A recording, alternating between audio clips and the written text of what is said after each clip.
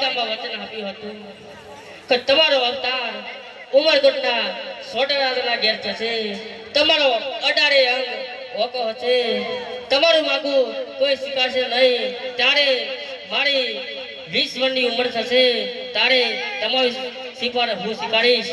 અને ત્યારે કહ્યું હતું કે ચોરીમાં હાથનો હથિયારો થશે ત્યારે તમારે અડારે અંગ સાજા થઈ જશે।